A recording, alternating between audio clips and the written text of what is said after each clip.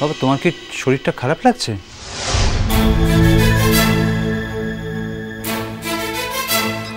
না তো। তোমাকে তো ঠিক লাগছে না, মানে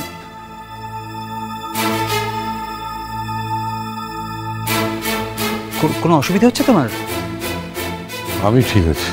না না না, আমিও খেয়াল করেছি। ভাবছিলাম কথাটা বলবো। দাদা তোমার কি হয়েছে বলো তো?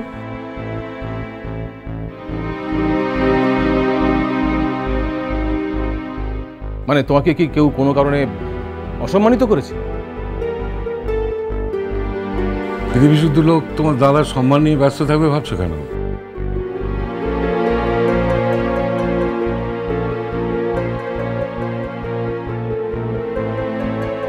শোনো জেঠুমণি, তুমি এখন এখানেই বসবে, এখানেই বিশ্রাম নেবে, ওপরে যাওয়ার এখন দরকার নেই। না রে মা, আমার কিছু হয়নি। না হোক, তবু তুমি এখানেই বসো। বসো তো, বসো বসো বসো বসো। আরে এখানে একটু বসো। তোমার ঝঞ্ঝাটে পড়া গেল, তোমরা সবাই মিলে আমাকে নিয়ে এত ব্যস্ত হয়ে পড়ছো কেন?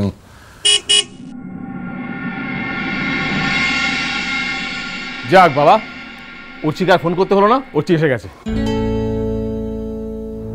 বাবা তুমি এই কথাটা মেজকামণিকে কেন বললে যে পৃথিবী শুদ্ধ লোক তোমার সম্মান রাখার জন্য ব্যস্ত হয়ে নেই?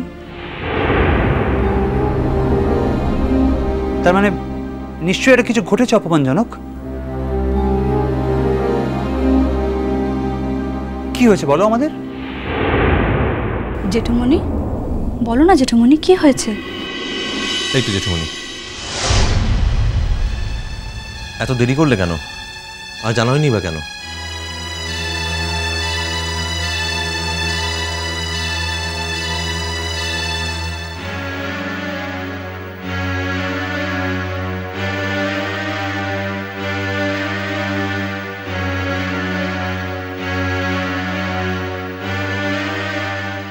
জেঠুমণি বলো। কে কে অপমান করেছে তোমাকে? কি বলেছে? একবার শুধু নামটা বলো। কেন মেরে নাক ফাটিয়ে দিয়ে আসবে? দরকার হলে তার থেকে বেশি কিছু করতে পারি। কে কি বলেছে আমাকে খুলে বলো।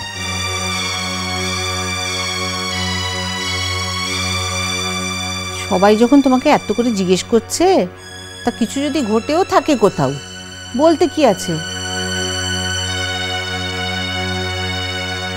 বলে দাও না।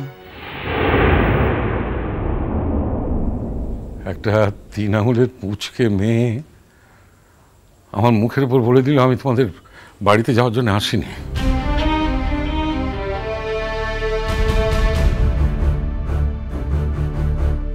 কে? কার কথা বলছো জেঠুমণি? কার আসার কথা ছিল? এত ভালোবেসেছিলাম, নিজের বাড়ির মেয়ে ছাড়া তো অন্য কিছু ভাবিনি কখনো।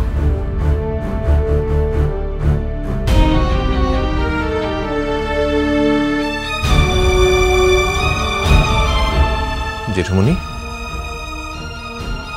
বাহা।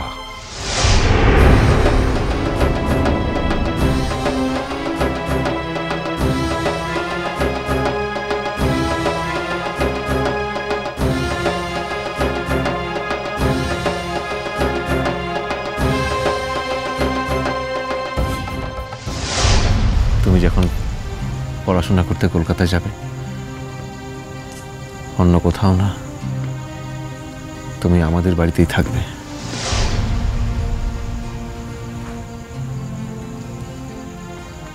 ও কামের বেটিটার পরিচয়টাতে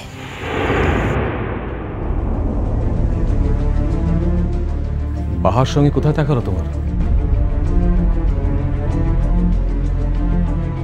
বাহা কলকাতায় এসছে।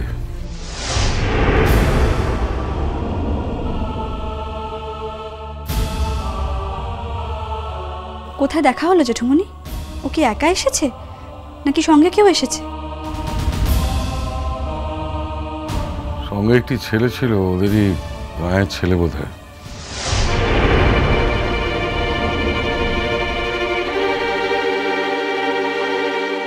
কোথায় এসেছো? কলকাতায়?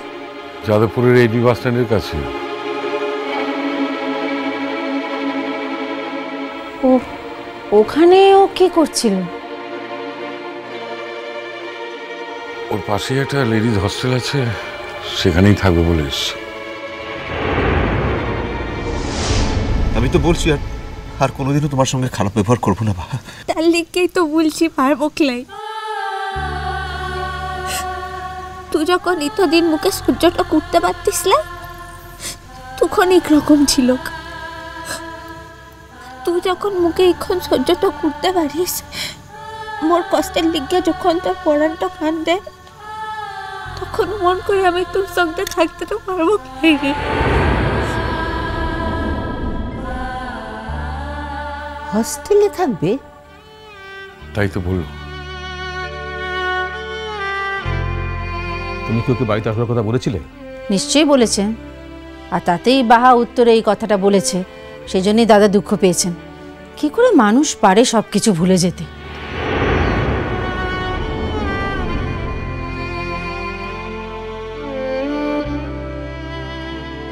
সোজা মুখের উপর বলে দিল আমি তোদের ঘরকে যাওয়ার লিগে আসি না।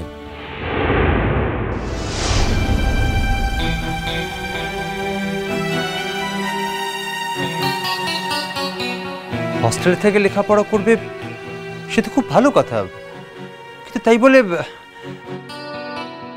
মানে ও তো এই বাড়িতে থেকেও হস্টেলের খোঁজ করতে পারতো, আমরাও তো খুঁজে দিতে পারতাম। মেয়েটাকেই বা দোষ দেওয়া যায় কি করে, যে ব্যবহারও পেয়েছে এই বাড়ি থেকে।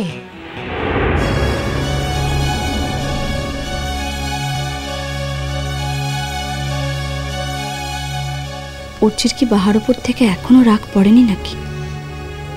সবাই এত রকম কথা বলছে আরও নির্বিকার, যেন কার না কার কথা বলছে। অথচ এই মেয়েটাই যে একদিন অর্চির প্রাণটা বাঁচিয়েছিল, সেটা তো ওর ভুলে যাওয়ার কথা নয়। উমেশ থর্প, তোমার দাদা যে জায়গাটার কথা বলছে চেনো? হ্যাঁ চিনি তো। তুমি যাবে ওকে দেখতে?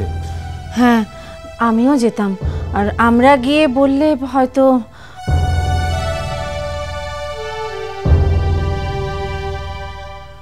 না না, আসবে না আসবে না, এলে আমি বলাতেই আসতো। কত রকমের যুক্তি দেখালো। যাক, ঠিক আছে, যা হয়েছে ভালোই হয়েছে।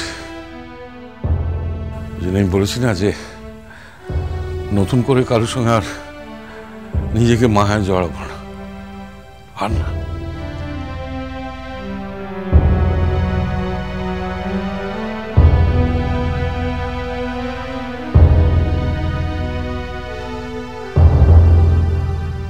অর্চি,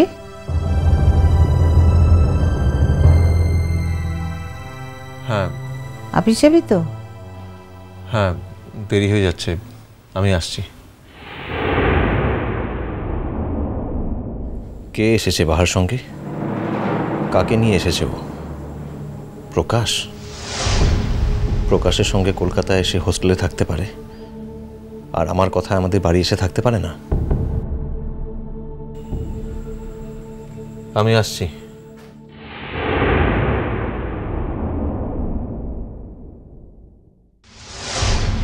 হঠাৎ কি হলো অর্চির?